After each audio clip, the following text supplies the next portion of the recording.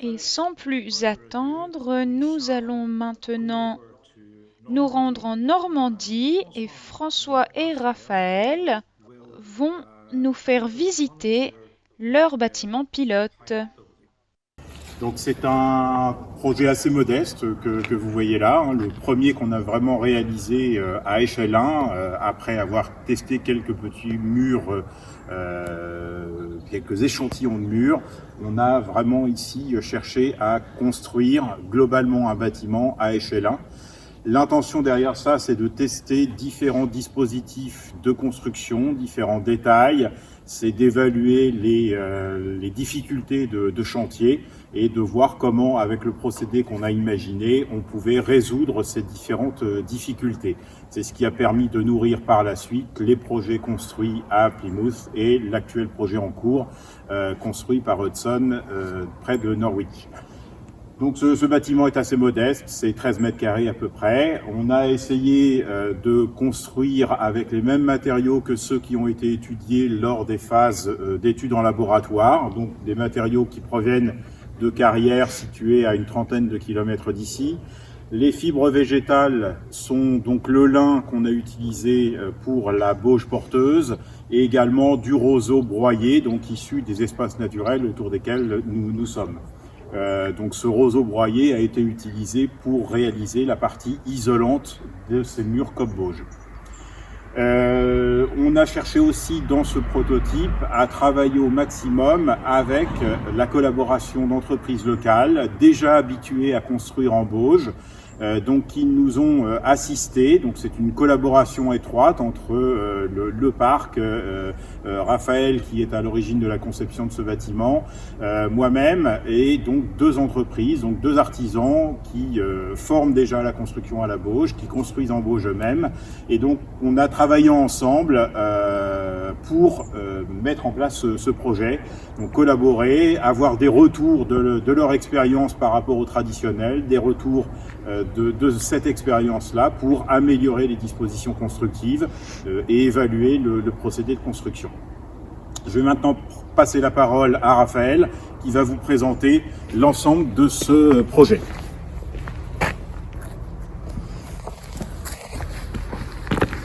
Bonjour à tous. Alors du coup, moi je vais vous le décrire ce projet. Donc c'est, comme François l'a dit, un bâtiment de 13 mètres carrés intérieur. Et comme vous voyez, il est assez haut, tout simplement parce qu'on a voulu tester la mise en œuvre d'un étage avec la procédé Cobb-Vosges. Donc les dimensions sont de 3 mètres en largeur, de 5 mètres en longueur. 3 mètres pour la partie pour la partie la plus basse, le mur goutreau le plus bas, et on monte quand même à 5 mètres pour le mur goutreau le plus haut. Sinon, ce qu'on a voulu tester, c'est vraiment un prototype qui n'est pas un élément en lui-même, qui suffit à lui-même, mais vraiment plutôt un assemblage de différents essais de mise en œuvre, de techniques, de détails. Donc vraiment les ouvertures par exemple sont assez différentes les unes des autres, je vais vous les présenter. La mise en œuvre du toit, elle est assez spécifique. On a testé aussi une ossature bois que je vais vous montrer derrière le bâtiment. On a testé différentes mises en œuvre de réseaux, donc vraiment pas mal un assemblage sur un petit bâtiment, un assemblage de tout ce qu'on devrait pouvoir retrouver sur une maison contemporaine classique avec le niveau de confort actuel. Donc je vais vous commencer par la façade est. Donc ici par exemple on a une ouverture d'une porte assez standard, et l'idée c'est d'avoir ancré la porte dans le mur de Bauge. Donc vous voyez qu'elle est vraiment au milieu du mur, et de faire un habillage sur la terre allégée qui soit assez résistant pour les divers passages. Et cette porte là elle est assez classique dans son style, et il y a un linteau que je vous montrerai plus tard à l'intérieur, qui est un linteau en Bauge armé, et donc qui évite, comme vous voyez ici, d'avoir une vue sur un linteau en bois qui serait une écriture un peu plus traditionnelle. On passe derrière.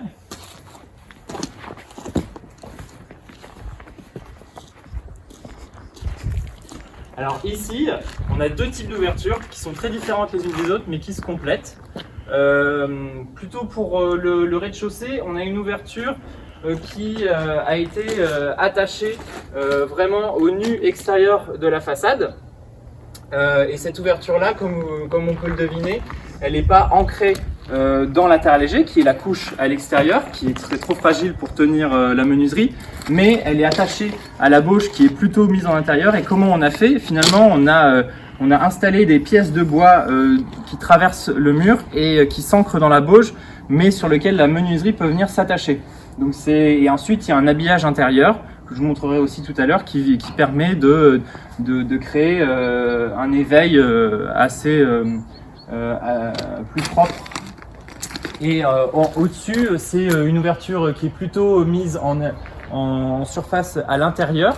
Et donc elle est posée en tunnel, elle est posée entre la bauge et elle est directement attachée dans la bauge. Alors la spécificité, c'est que pour garder la continuité d'isolation, on a fait un retour à l'intérieur de l'éveil en fibre de bois et recouverte de l'enduit pour créer la continuité entre la menuiserie et la terre allégée. Vous voyez que cette ouverture-là, elle est quand même pas hyper large, donc le linteau il est assez simple, même si vous le voyez pas, mais c'est à peu près le même type que le linteau de la porte d'entrée. C'est un linteau en bauge armé avec des pièces de bois. Ici, c'est un linteau un peu différent, même s'il n'est pas visible, il est aussi en pièces de bois, mais qui sont un peu plus grosses et qui du coup permettent de porter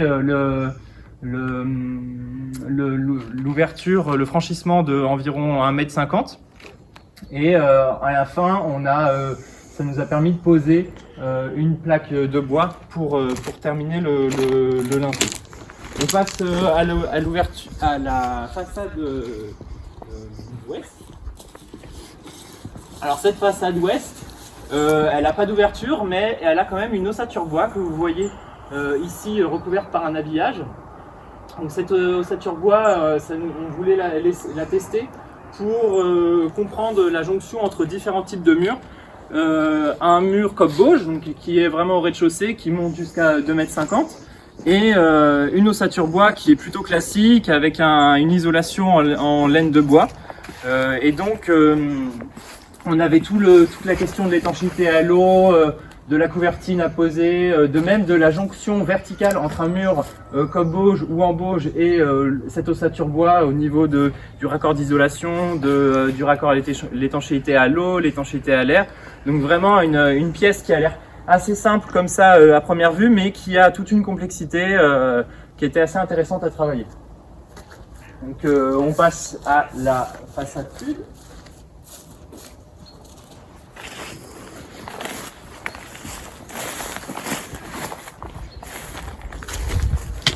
Pour cette façade sud,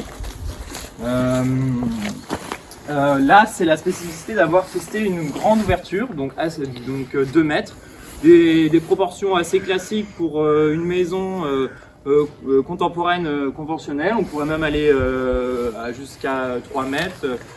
Mais là, la spécificité, c'est qu'on a utilisé un linteau en chêne traditionnel qu'on a fait poser en même temps sur la bauge et aussi sur la terre allégée pour porter la terre allégée.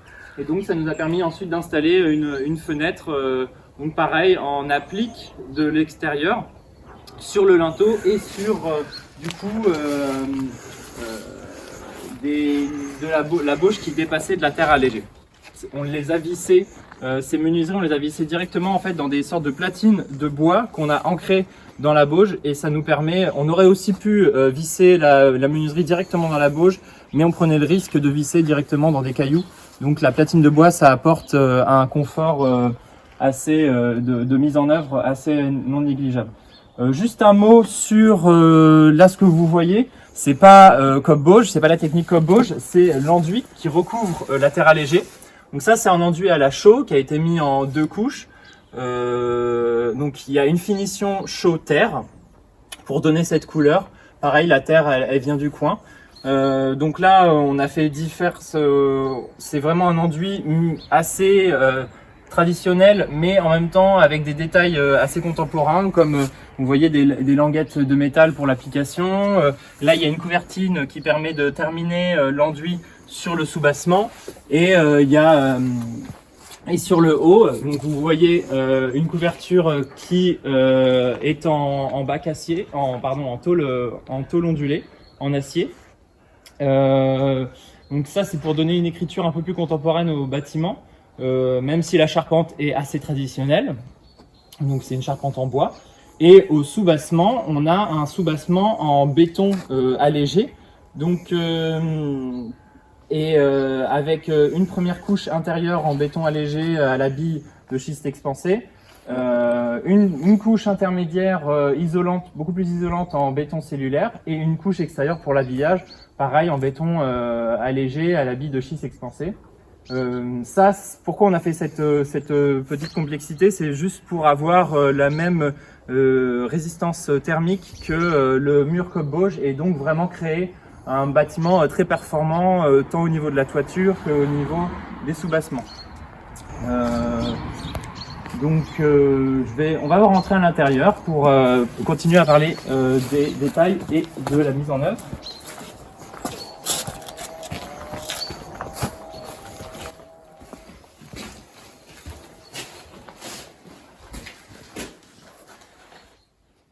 Donc vous voyez ici l'intérieur du bâtiment Cobb-Bauge. Donc là, vous voyez, on a vraiment des finitions assez différentes. Une finition enduite, c'est vraiment un enduitaire avec des fibres dedans. Donc on peut se permettre de poser des enduits sur la bauge, il n'y a aucun problème. Donc ça permet de donner une finition assez propre, sans poussière. Et ici, c'est plutôt un enduit, c'est le mur de Bauge, donc vraiment le mur Cobb-Bauge brut, juste retravaillé avec un peu de terre pour boucher les fissures.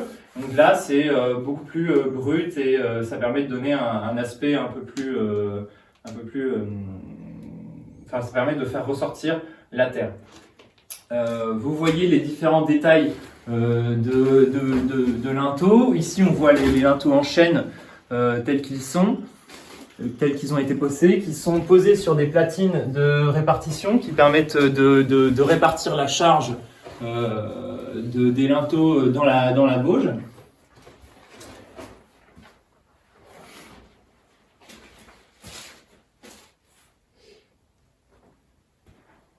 Ici, on a le linteau en bauge armée, donc vraiment une écriture très minimale. On voit pas le linteau, les pièces de bois en fait partent à 40 cm dans la terre, traversent la bauge et vont de l'autre côté. Et donc ça permet, c'est comme du béton armé finalement, ça permet de prendre les forces de tension à permettre à la bauge de supporter le franchissement.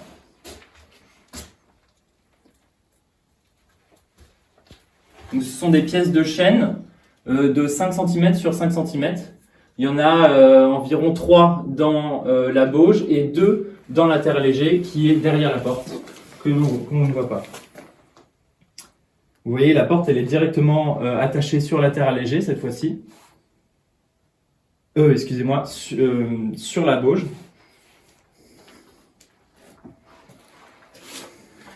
Et enfin ici, pareil, c'est un linteau qui est en bauge armée, mais recouvert d'un enduit. Et l'intérieur, donc vu que la fenêtre elle est posée au nu extérieur du mur, on a habillé tout l'intérieur de contreplaqué pour donner une finition un peu plus soignée. Concernant le plancher, donc vous voyez ici qu'il y a un plancher, c'est comme un étage finalement, il est à 2,20 m de haut sur le sol fini. Donc on a aussi testé plusieurs types de mise en œuvre.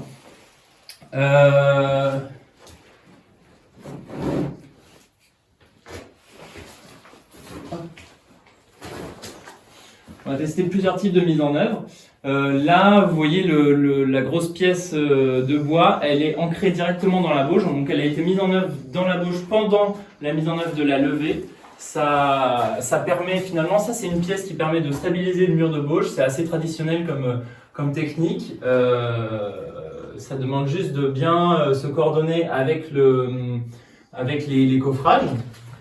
Donc on met en œuvre la terre, on creuse la terre qui vient juste d'être mise en œuvre, et ensuite on installe la levée et on rebouche le peu de terre qu'on a enlevé. On laisse sécher.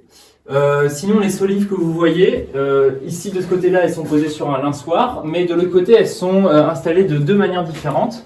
Donc vous voyez que pendant la mise en œuvre de la levée, on a posé une platine de répartition ici. Par la suite, on a creusé la bauge et on a inséré les solives. Donc ça, une fois que la bauge a été sèche, donc ça donne une finition qui aurait pu être enduite après, qui est assez minimaliste. Et ici, c'est plutôt une muralière qui a été vissée sur, pareil, une platine qui était dans le mur et sur lequel les solives sont venues s'encastrer. Donc ça, c'est peut-être aussi plus simple aussi d'assemblage parce que ça permet d'éviter d'avoir à creuser la bauge. Mais la muralière se voit. Si on parle des réseaux, là on a testé 3 types de mise en œuvre. Donc vous voyez le compteur électrique qui est ici. Et ce qu'on a commencé par faire, pendant la mise en œuvre, on a installé des gaines dans le mur comme bauge, dans la bauge principalement, en faisant attention à deux choses, à ne pas pincer les gaines avec les cailloux et à bien faire des coudes assez larges pour laisser passer les tuyaux après. Donc il y a une gaine qui court le long du mur qui va jusqu'à cet interrupteur par exemple ou cette prise électrique ou même les ampoules. Donc vous voyez, c'est vraiment assez minimaliste, on ne voit pas du tout les réseaux.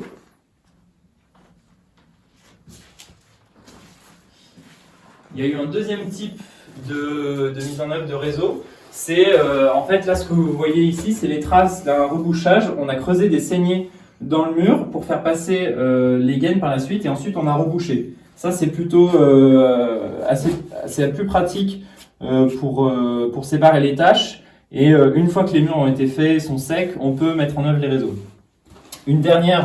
Un dernier type de mise en œuvre, c'est plutôt en applique. Donc là, pas besoin de creuser le mur, on vient directement visser les câbles contre le mur.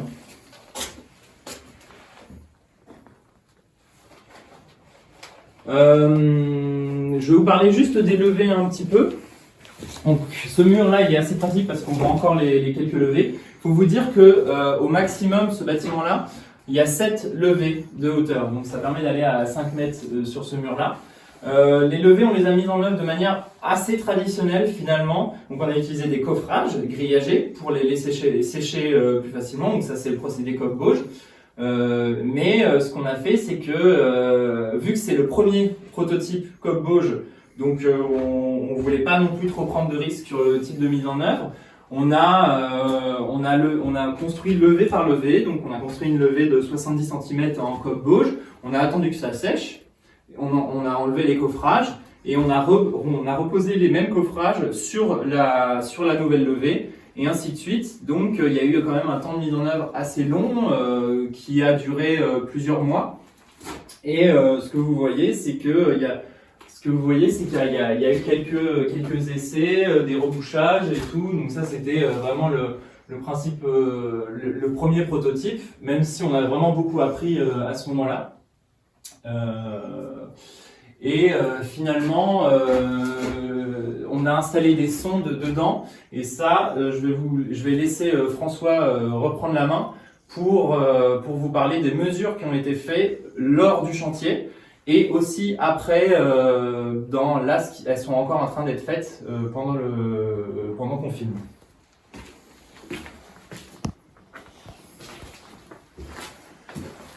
Donc brièvement, effectivement, vous voyez que le bâtiment est truffé de fils. Ce ne sont pas ceux de l'électricien, mais ceux des laboratoires, l'université de Caen et le SITC, donc qui ont effectivement installé un certain nombre de sondes prises directement dans le mur en cours de construction, donc de manière à nous permettre d'évaluer les conditions de séchage, les conditions de transfert d'humidité en phase de séchage du mur, auquel on a ajouté un certain nombre d'autres sondes de puits qui sont des sondes d'humidité, des sondes également des thermocouples qui vont permettre d'évaluer les transferts de chaleur. Vous voyez ces pastilles blanches ici en intérieur qu'on voyait en extérieur aussi, donc qui sont disposées de part et d'autre du mur au même emplacement, de manière là aussi à évaluer les performances du mur en termes de transfert de chaleur.